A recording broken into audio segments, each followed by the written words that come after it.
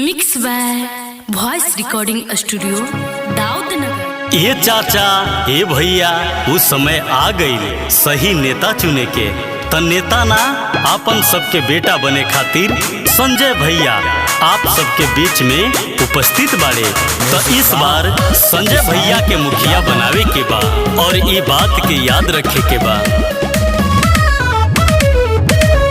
सुनाए चाचा चाची सुनाए भैया भाभी करी है विकास सब कर रही ना कमावा बाकी पड़तानी पैया राउर अब ना भुलाए के बावे विमला देवी के जीतावे के बावे मुखिया बनावे के बावे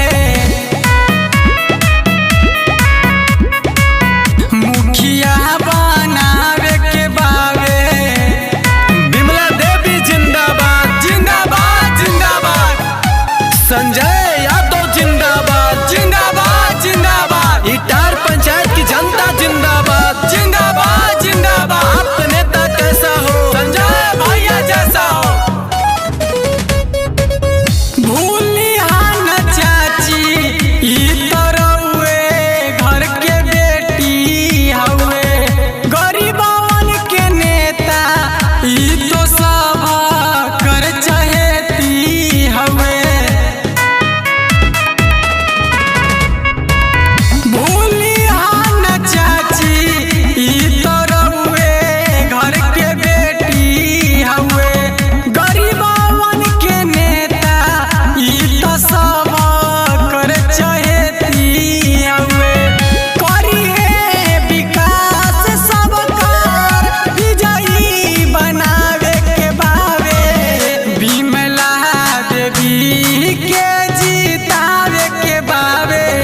मुखिया बनावे